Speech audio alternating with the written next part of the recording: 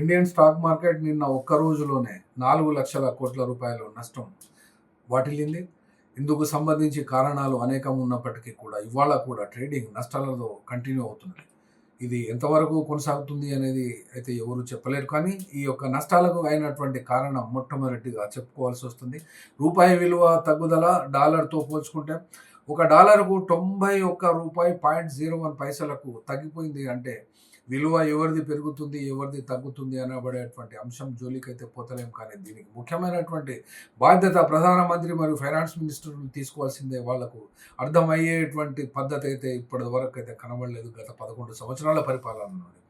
రెండవది, విదేశీ మదుపరులు అనగా విదేశీ పెట్టుబడిదారులు భారతీయ మార్కెట్లో ఇన్వెస్ట్ చేసిన తర్వాత వాళ్ళు ఒక దశలో దాన్ని రేట్లను పెంచుతారు. ఎప్పుడైతే పెట్టుబడి ఒక ఒక కంపెనీ యొక్క స్టాక్స్ కొంటారో అప్పుడు పెరుగుతూ ఉంటుంది.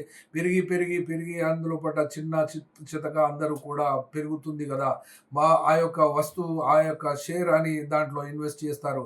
ఒక్కటేసారిగా ఫారిన్ ఇన్స్టిట్యూషనల్ ఇన్వెస్టర్స్ డ్రా చేసుకొని అవుట్ఫ్లోకి వెళ్ళిపోతే అక్కడ మొత్తం నష్టం పాలవుతుంది. కాబట్టి ఇవాళ కూడా ఆ షేర్ మార్కెట్ ఇవాళ కూడా నష్టాలతో కొనసాగుతుంది.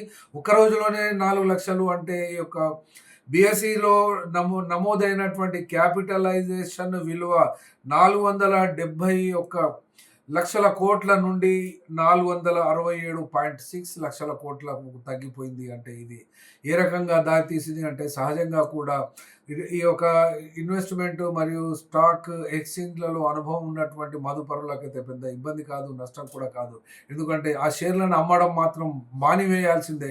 కొత్త వాళ్ళైతే ఎవరైనా ఈ యొక్క స్టాక్ కంపెనీలో కనుక ఇన్వెస్ట్ చేసినట్లయితే భయపడి స్టాక్ను విత్డ్రా చేసుకుంటే నష్టాలు ఎదుర్కోవాల్సి వస్తుంది. కాబట్టి ఎంతవరకైనా కానీ నష్టం వచ్చినా పర్వాలేదు, మళ్ళీ మార్కెట్ కోలుకుంటుంది ఖచ్చితంగా వచ్చేటువంటి నెల 2 నెలల తర్వాత అనేటువంటి అంశం చరిత్రలో ఇప్పటి వరకు చెప్పినటువంటి అంశమే అయినా తాత్కాలికంగానైతే ఈ యొక్క నష్టాలు ఇవాళ మాటికి కొనసాగుతూనే ఉన్నాయి.